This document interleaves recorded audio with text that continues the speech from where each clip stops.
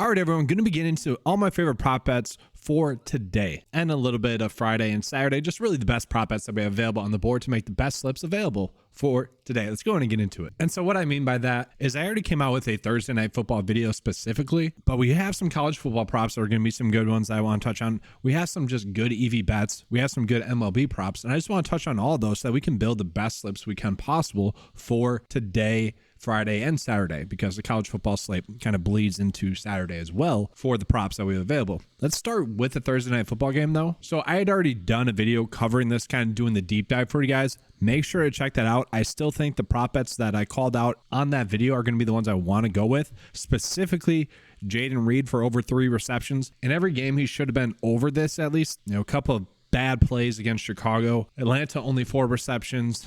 New Orleans could have easily and should have easily had 4 in that game as well. I feel like it's a good chance to get a push, maybe an over as well. Someone in the comment section of the video, after the news broke that Watson and Aaron Jones were going to be active, asked, hey, do you still feel good about those with those players being confirmed active? And I said, yes, for the most part, that's why I called them out. But at the same time, let's just think about it logically. Jaden Reed, why has he been getting manufactured touches? You could argue that's partially due to Aaron Jones being out. You can see kind of the same type of plays go to Aaron Jones that have gone to Jaden Reed. That could happen. And so do I like it as much today? No. Do I still like it a decent amount? Yes, but I still think more of a push. And then Luke Musgrave here, they're not showing what he did last game where he got the over, but really the plays have been there. The production has been there for him to get over 3 receptions. Now he's going against the Detroit Lions, who are the easiest matchup on the slate. Who I gotta show you guys this comment real quick. 1 second. Like, this is just funny. I'm like, what? Like, I don't, this is the tough part about giving content. It's like, they did go, like, why does someone type this out without like checking out the box score, at least before like pressing send? It's just strange. Like last week, they gave up 11 receptions to the tight end position to the Falcons and like 88 receiving yards. Now, sure, they didn't give up a touchdown, but for the tight end position, that's giving up a ton of production. They've given up the most receptions to opposing tight ends. Luke Musgrave, someone that's on the field, about 87% of the snaps, that's going to be highly intriguing. Now, I want to call it my only worry with Luke Musgrave now. A lot of his plays that he's messed up on could very well be schemed for Christian Watson to get open in that manner. Now, I don't think that's going to occur. I still think Luke Musgrave is going to be getting that same route treatment, but it wouldn't be shocking maybe to see maybe Watson get a couple of those downfield targets that Musgrave has been getting. Still, this is a good matchup. Still, this is one of my favorite prop bets on the day. Now, I do want to call it out. Like these are 2 bets that are going to be 50-50 splits, okay? Luke Musgrave, the projection data actually is slightly lower, whereas Vegas has this at 3.5. I already mentioned I think the better bet is going to be Musgrave on one of those Vegas sports books to bet over 3.5 receptions. Jaden Reed, projected to get 4. I still think that's going to be a better bet on one of the sports books, okay? So now let's just touch on the best bets that are available, really NFL-wise. I mentioned Jared Goff could be an interesting one for over rushing yards, simply because the Green Bay Packers have struggled against the quarterbacks that run the football. And obviously that's not Jared Goff, but maybe that's part of their scouting report, is that the Packers defense has been a little bit more susceptible to a quarterback that pulls it and runs, and maybe that's just something that Jared Goff looks for a little bit more today. 3.5 to 2.5 is not that big of a difference. I want to call that out, but when it's such a small number, that increases the percent edge. Now, I mentioned in both videos that I am worried as a Green Bay Packers fan about how young this team is on a short week. They've had a lot of mental mistakes, and talk about Matt LaFleur, to me, as a biased Packer fan, is that I think LaFleur should currently be the coach of the year candidate. Obviously Mike McDaniel as well. But just the way he's been able to scheme open plays, it's been great. But I worry that with the short week, he has less time to prepare. Players coming back to this lineup that were previously injured as well, and just how young this team is as well, coming in off of that awesome come from behind victory. This feels like the perfect kind of letdown spot. And the reason I bring that up with Jared Goff is, maybe this game stays close enough. Maybe, for most of the game, it probably will. But at the same time, I kind of do see the Lions winning this game, and maybe that leads to a couple of QB kneels for Jared Goff at the end of the game. So he gets the over, and then it comes back down with like 3 QB kneels. That being said, I mentioned Wicks was like a risk reward based prop yesterday where his yardage total was bouncing from 18.5 to 17.5. It is settled in at 15.5. The reason being is Christian Watson. Christian Watson being active is most likely, and I'll show you guys the snaps here, is that when we look at the snaps, we see that Wicks' snaps have been about 60%. We saw that Romeo Doubs in week 1, who was also nursing a hamstring injury, saw his snaps capped at about 50%. I think that's what we can expect for Deshaun or for Christian Watson. And with that, I think we're going to see Torrey snaps go down. And I think Wicks will go down to Torres about 40%. And Heath, who has been getting some work, probably not going to get much. Now, Torres still could get 35 and Wicks could still get 35, but the chances are is that Watson's going to be getting 50% of the snaps. Thus, Wicks, who had been playing a lot, is going to have less opportunities to get his over. Now, there still might be a couple of shot plays there for him or whatnot. It just becomes much, much less likely. So you can easily see why that's going to be one of the better props that's popping up right now. And now, once again, guys, for the 4th straight week, we got Jordan Love popping up as the best fantasy score prop available on the slate. Go figure. And so I keep mentioning this, like for some reason, Jordan Love is just not getting the proper love that he should be. To me, it's kind of a head scratcher to me as someone that watches every game. Now, yes, I am a Packers fan, so I'm obviously more engaged with the Green Bay Packers, but it's just weird the lack of love that he's been getting both by the media, and I think that's all, or I think the reason why we're getting these pretty low lines for him, especially fantasy score wise, is because of that.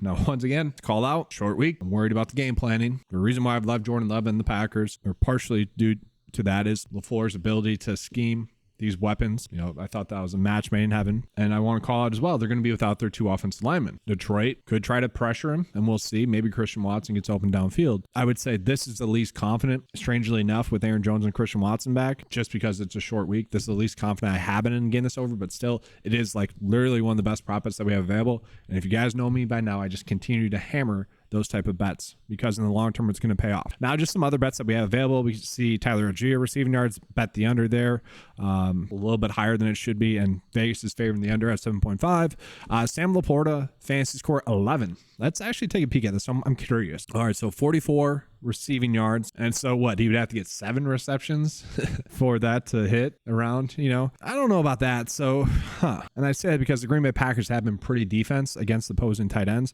Now he is getting targeted heavily, and he did just get there in the last game as well. That was due to blown coverage. I thought they used a lot of what the Packers were successful in the previous week against Atlanta and exploited it even better. They were really able to take advantage of that. Now he is kind of their number 2 pass catching option right now, which is strange, I would say. And he hasn't, like, relative to how much he's on the field, he's not running as many routes as you would think he is. And so that's my long way of saying I probably get why the under fantasy score is being favored there. The projection data has it set at 10.5. Not a big edge. The sportsbooks have it set at 10.4 on average, so you can see a decent one that we are getting there. Another one in this game that I personally decently like is going to be Josh Reynolds for over 32.5 receiving yards. Projection data has it set at 38. Sportsbooks have it set at 33, and they are favoring the over there as well. So to me, this is a decent edge that we are getting there.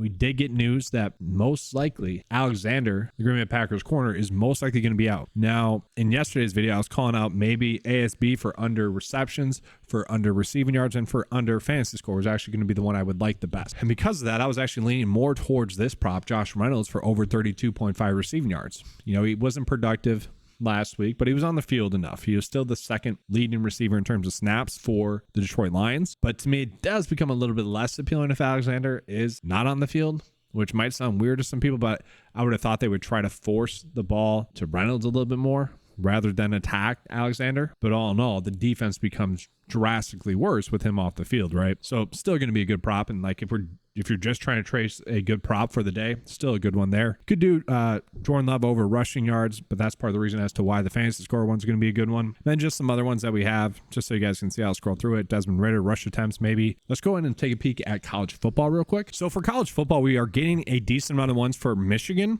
We got Edwards for over 16.5 receiving yards. And we got Loveland for over his receiving yards as well. Those are 2 of the better EV props that we were getting, both of them at about 55%.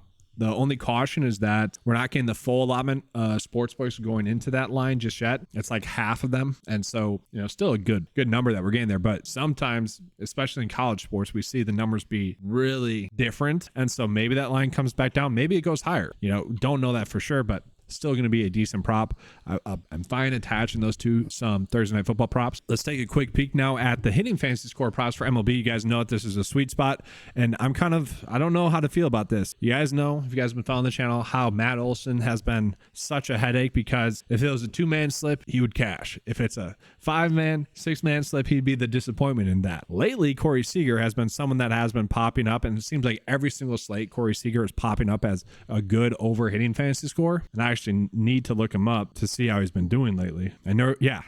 He continues to miss. It's super frustrating. Like, if you take him off, the hitting fantasy score has been really great. And it's not like he's been terrible. He just hasn't had that extra run, extra walk, extra RBI lately.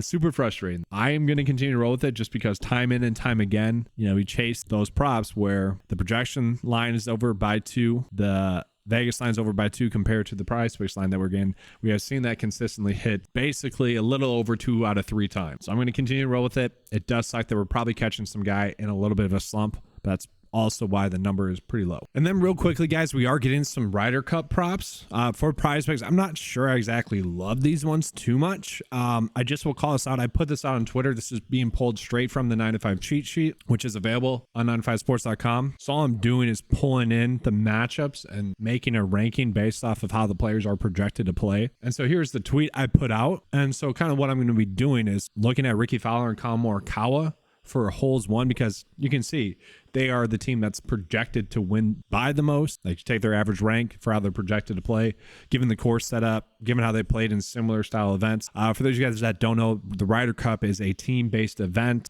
U.S. versus Europe. If you ever played in some sort of charity golf event, you probably played in some sort of format like this. And so in order to win the matchup, you have to win the hole. And the only issue I have with this is, like, they could win one hole and tie the rest and still win the match. I doubt that's going to happen. And so to me, I do like the over 4.5 holes 1 for them. It's not a terrible one. And now I'm not sure we're going to get some props for Underdog, but I just want to touch on these as well. This isn't anything I have available on the cheat sheet because it's just difficult to do that for a one-off event. I personally see this as more of a fan kind of event, like enjoy it as a fan. But I did see that there was like Sam Burns and Ricky Fowler at 1.5 total wins for the week. And that was something I tried to really go in on a decent amount. They ended up taking those down. If that is something that pops back up, I'm going to like that a decent amount as well. All right, so looking at my favorite bets for today, we got the 2 hitting fantasy score props. Like I said, I'm just going to use those ones. And I did notice that if you just pair these 3, the top 3 fantasy score based props that we have available on the day, you're actually getting paid out 6x as opposed to the 5x, which is kind of the reason why I tend to go to Underdog to place those 3-leg bets, because they give us an extra bump to the bet. 5x compared to 6x, that adds up. But I like that they're giving us that. And then we're just going with the other good props that are currently good EV bets, the 2 Michigan ones. Do worry that, we're getting a tight end at 30.5 receiving yards. I don't love that, but it is what it is. And then Josh Reynolds, 32.5 receiving yards. He's going to be on the field a lot. The air yards will probably be there for him, just whether or not him and Jared Goff connect. Like, this one could be over, like, honestly, on the first drive, right? That wouldn't be shocking. The only issue with this one is that he didn't do anything last week. That's the worry. But that is much more of a matchup in which you use your tight end like they did. And this is more the opposite this week. So that's going to be all for today's video. I do just want to take a quick peek at the ODDSJAM optimizer as well, see which ones they're getting. Just to give you guys some other props. Remember, I am partnered with them. If you guys want access to their tools as well, use promo code 9to5. Link to sign up is going to be in the description below. It's $75 a month, so make sure to use that promo code. They have a lot of different tools out there as well, but just another resource to find the best prop bets. So I just want to call these out for you guys. If you guys see one that you like a little bit more, you guys see one that makes sense to you, by all means, go ahead and use that. But that's going to be all for today's video. Hopefully you guys enjoyed the coverage. Let's have a good Thursday night football. Let's have a good college football week as well. That's all I have for you guys. Let's have a good slate. And as always, let's keep cashing.